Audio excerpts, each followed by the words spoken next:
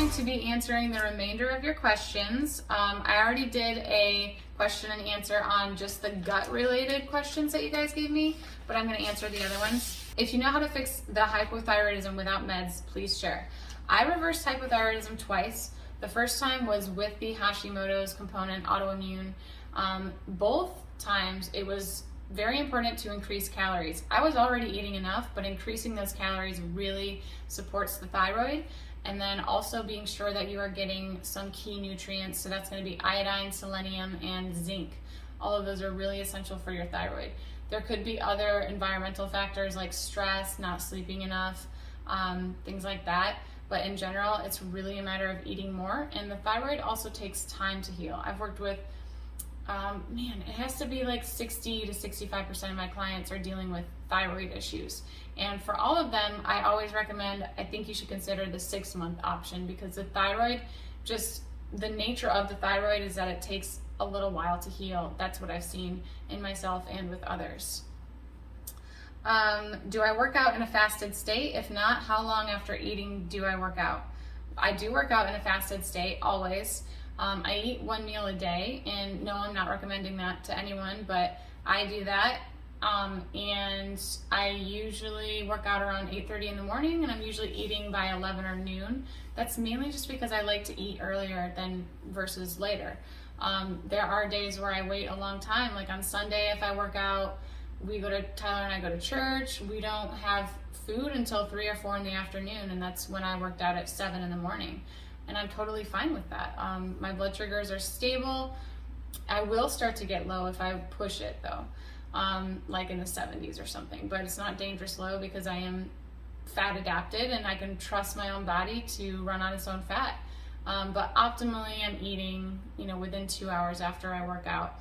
I also do high intensity workouts. So I do CrossFit 6 days a week and I don't eat carbs. So that is just one of the many benefits of being fat adapted, is that I don't have to have snacks with me or rely on glucose for my fuel source, or even to recover from a workout. Why are you so darn awesome? I appreciate that. Anything cool or good in me is because of Jesus, 100%. I'm serious. How to naturally lower B12 to improve histamine intolerance. So B12 can exacerbate histamine intolerance. That's why I recommend people don't have too much liver, especially if you're having histamine issues, because liver is really loaded with B12.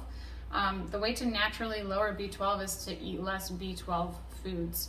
So that's a lot of meat, but I personally don't think that the B12 is exacerbating your histamine issues.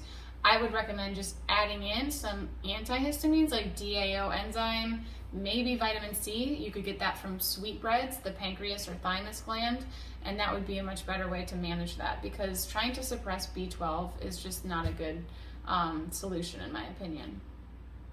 That's just my opinion. The best bones for pressure cooking and eating. I love Billy Doe Meat's bone-in bones. So they have bone-in goat, bone-in veal, bone-in lamb, and all of those are super soft, super delicious. My second favorite are going to be shank bones, because the end of it is like a knuckle and you can bite that right off, and then inside this shank bone you find a bunch of marrow. But any of the bones from Billy Doe Meats, honestly, are the best that I've ever tried. I've actually purchased bones from other companies to make for broth and such, and I didn't get any good broth from it. I couldn't eat the bones. So I really do think that it just boils down to the quality of the meat that you're eating and where those bones are coming from, and it really speaks to the health of the animals. What reversed osteoporosis? Was that before you started eating bones? Yes. Yeah, I was not eating bones yet. When I reversed the osteoporosis, it's just a matter of getting enough fat and protein, honestly, and vitamin D3. I think that osteoporosis has more to do with vitamin K2 and D3 than getting calcium. We only need a very, very small amount of calcium for our bones to be strong and to work the way that they need to. It's just more about getting those nutrient-dense foods. Also, resistance training is, I believe, really important. It really does help. I've worked with multiple other people to literally reverse osteoporosis. So anyone that tells you that it's not possible is lying to you, whether they know it or not. It is reversible. It hasn't just happened with me, it's been many clients, and people in their older ages as well. So please don't say that it's too late, I'm too old. It's really not. Can you talk about leptin sensitivity and how to heal it?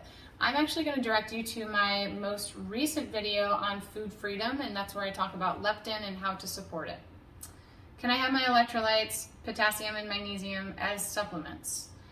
Yeah, definitely. I actually would recommend that because most of us are not eating raw meat, which is a better source of minerals and potassium.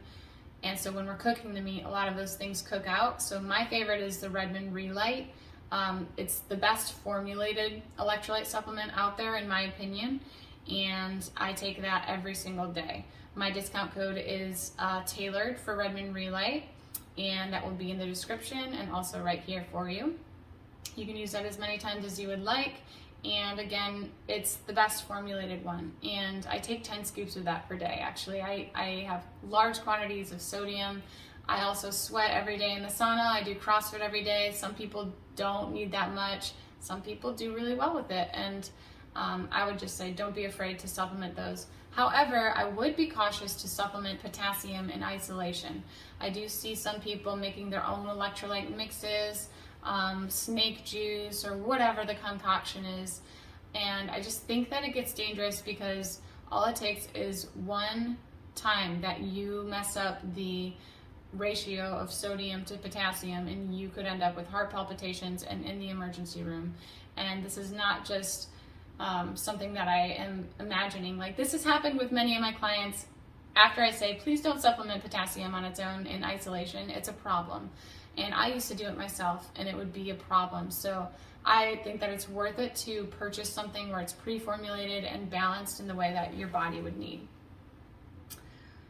Eating enough while losing weight. And then they gave me an example: 5'2", 4 burgers and 4 eggs a day, butter and coffee. So I'm not answering this question because I don't know you. I don't know what you were eating before. I don't know if you're fat adapted. I don't know what your sleep habits are like. This is not even an appropriate question for me to answer. If you would like to troubleshoot and go further and really optimize for your own needs, I would love to do that with you, but I can't answer it in this way. I need to know so much more about you, and it just would not even be responsible for me to say yes or no. OMAD versus 2MAD, who should, who shouldn't, pros and cons. OMAD is great because it's convenient. You're only eating and doing dishes once a day, cooking once a day. I also love finishing eating way before I go to bed. I just feel optimal with that. So those are the pros. The cons are that it could stress out your body. So there's a right time and place to do it. And you just have to be conscientious of the state that you're in, the season that you're in. I think that 2 meals a day is probably more optimal for more people. I think that 16-8, 2 meals a day is really ideal, and that's what a lot of people end up doing in this way of eating. So that's what I would say. That's a simplified answer. Can carnivore help with menopausal, like estrogen dominance or low hormones overall? Yes, definitely. I work with a lot of older women who think they're going through menopause, and then they get a cycle when we make some changes, and they're like, wow, I thought I was over this. But even if you are in menopause, yes, it can help with all the symptoms, absolutely. And there may be some situations where some carbs actually might be beneficial, but I'm talking a small amount anyways. Being fat adapted and eating the right animal foods and nutrients is always going to be ideal for your hormones, always, especially sex hormones. Cholesterol is a precursor to all of our sex hormones. What time do you go to sleep and wake up in the morning? I go to sleep around, some days I'm in bed at 7 p.m. Some days I'm going to bed at 9 or 10, and I almost always wake up around 4:30 or 5. I don't even use an alarm. I set it just in case, but I haven't needed to use it for over a year. And that is one of the benefits of optimizing your circadian rhythm. I wake up with great energy, and that's something that I haven't had most of my life. It was a struggle to get out of bed most days, and so that's really nice. But yeah, I prioritize my sleep. I try to sleep like a queen, and I am almost always asleep by 10 p.m. because I know that between 10 and 2, a lot of beneficial things are going on. Human growth hormone is going up, and I don't want to interfere with that process. How do you cook your lamb? It depends on the cut. This is the last question. It really depends on the cut. So if I'm doing like a lamb steak or something like that, then I'll just put it in the air fryer from frozen, always from frozen, at 390 degrees for about 8 minutes each side. If it's something that should be slow cooked, like something bone in or shank or like a tougher cut, like a shoulder, that's going to be in the pressure cooker, which is also my air fryer. It doubles as a pressure cooker. I'm usually doing that on high for 3 hours because I want to eat the bones. If I don't want to eat the bones, it'll be done on high in 1 hour. But I'm always eating the bones, so that's going to be 3 to 4 hours depending on the cut of meat. And that's how I cook it. So it really depends on the cut. But Billy Doe Meats is awesome because they will let you know how to cook certain cuts if you're not sure how, or you can always ask me. And that's it. So thank you for your questions, and I will be sure to do another one in July.